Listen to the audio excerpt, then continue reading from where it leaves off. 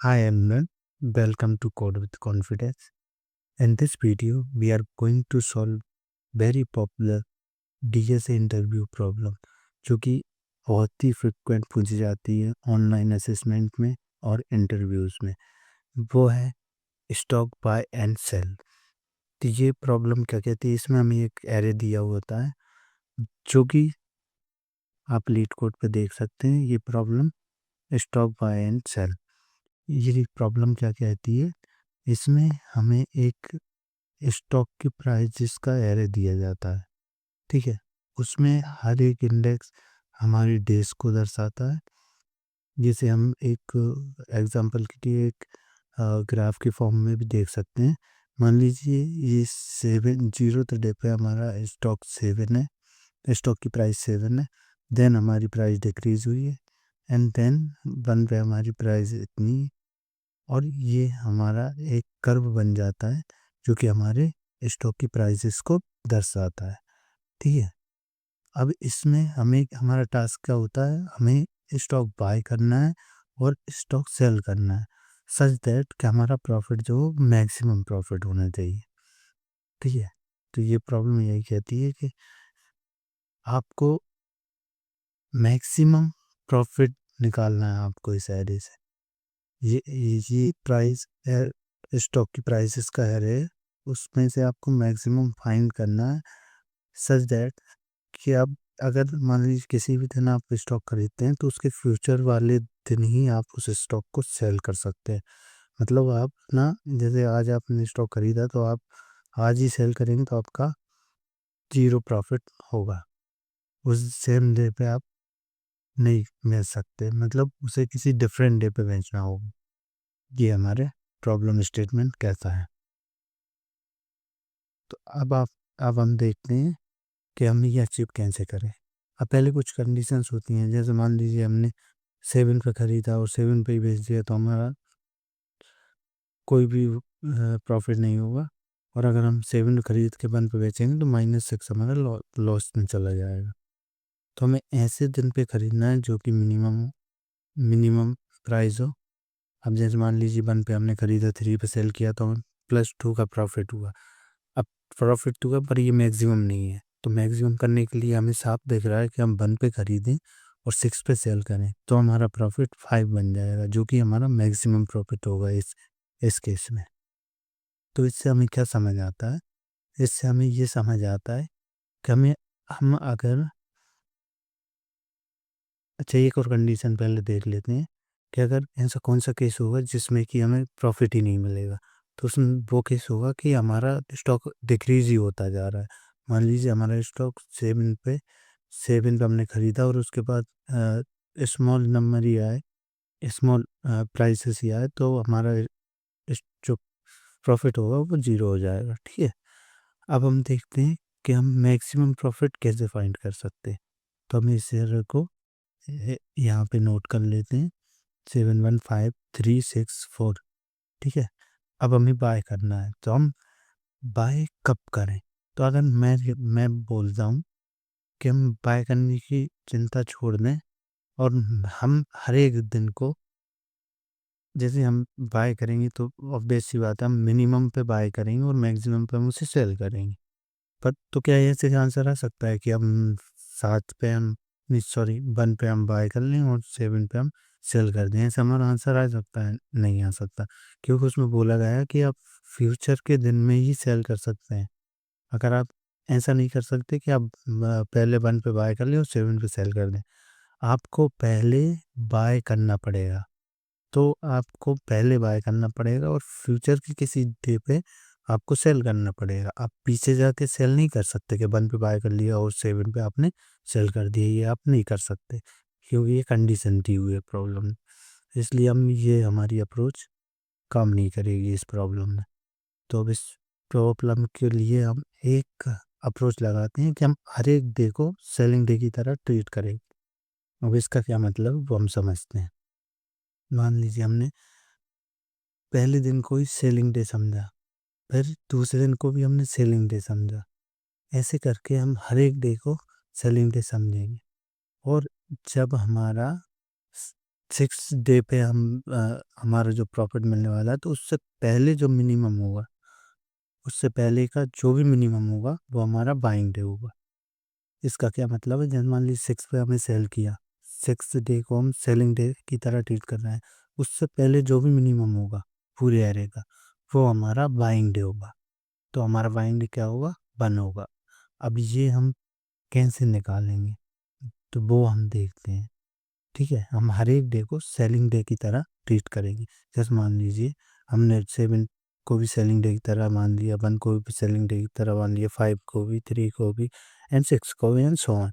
अब इस पूरे एरे में अगर हम किसी भी एक डे को सेलिंग डे की तरह से हम मान रहे हैं, तो उससे पीछे के जो पूरा एरे होगा उसका जो मिनिमम होगा वो हमारा बाइंग डे होगा। अब मान लीजिए मैक्स प्रॉफिट, हमें उसके लिए हमें एक मैक्स प्रॉफिट बना लेते हैं जो कि हमारा आंसर होगा, और एक हम बेस्ट बाय बना लेते हैं। तो बेस्ट बाय क्या करेगा, मान लीजिए 3 को अगर हम सेलिंग डे की तरह ट्रीट कर रहे हैं, सेलिंग डे मान रहे हैं 3 को, तो इससे पहले का जो भी मिनिमम होगा एरे का, वो हमारा बाइंग डे बेस्ट बाय बन जाएगा। ठीक है, तो ये हमारी अप्रोच कहती है।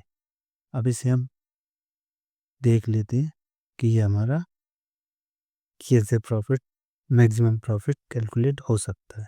ठीक है, तो हम आगे बढ़ते हैं।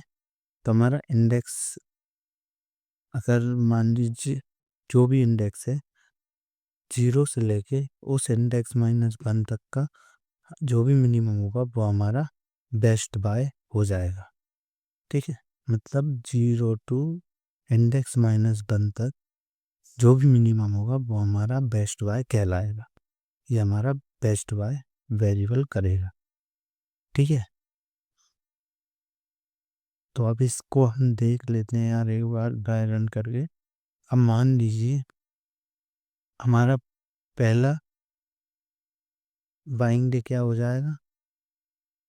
अब जी 1 पे है, मान लीजिए 1 मिनिमम है, और उस अगर हम फाइल 5 को सेलिंग डे ट्रीट कर रहे हैं, तो 1 हमारा क्या हो जाएगा, बेस्ट बाय हो जाएगा।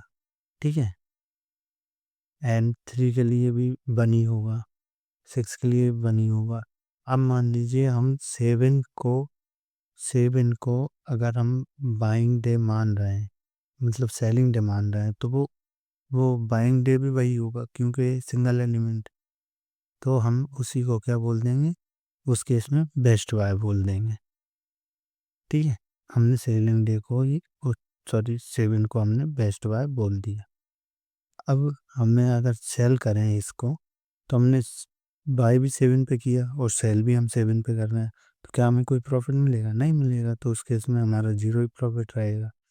ठीक है, क्योंकि वही हमारा बाइंग डे और वही हमारा selling day, single element case.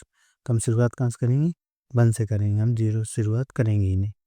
तो हम फॉर आई इक्वल टू 1 से आई लेस देन n तक आई प्लस प्लस।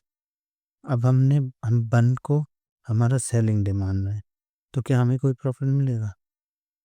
हमने 7 पे खरीदा और 1 पे सेल किया, तो हमें कोई प्रॉफिट मिलेगा, नहीं, नेगेटिव प्रॉफिट मिलेगा। नेगेटिव हमारा लॉस हो जाएगा, -6 का लॉस हो जाएगा, हमें कोई प्रॉफिट नहीं मिलेगा। तो हमने 1 पे सेल किया, 7 पे बाय किया, तो हमारा जो भी लॉस जाएगा वो होगा -6।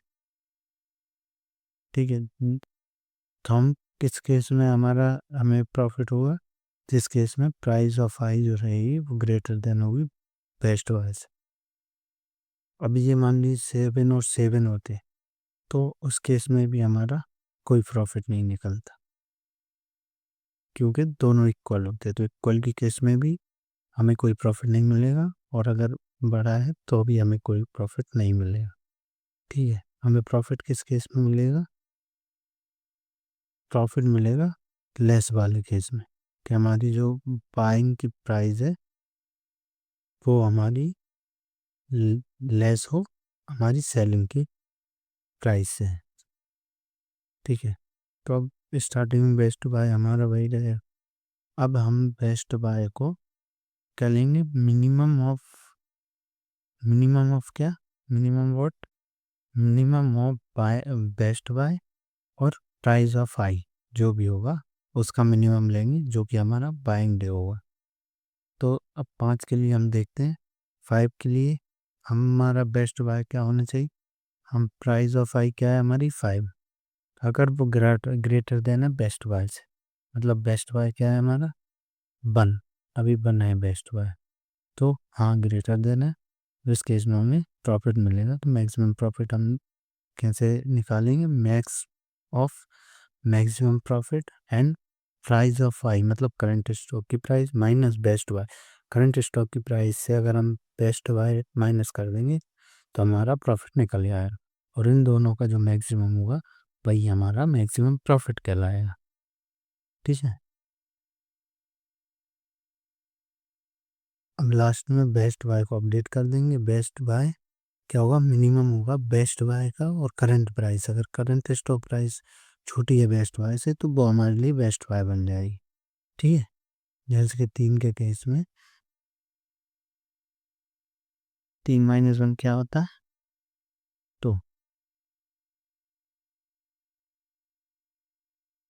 अब हम देखते हैं, ये तो हमारा हुआ है सूडो कोड।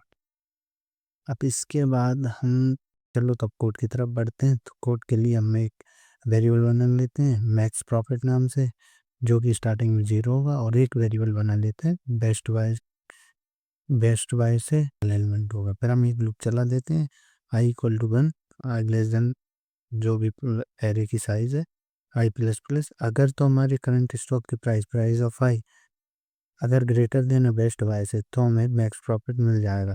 तो मैक्स प्रॉफिट कैलकुलेट करने max profit equal to maximum of max profit और करंट स्टॉक की प्राइस माइनस बेस्ट बाय, इन दोनों का जो भी मैक्सिमम होगा वो हमारा मैक्स प्रॉफिट हो जाएगा, और बेस्ट बाय को अपडेट कर देंगे मिनिमम ऑफ बेस्ट बाय और करंट स्टॉक की प्राइस जो भी मिनिमम होगा वो हमारा नया बेस्ट बाय बन जाए। ये हमारा पूरा कोड होगा।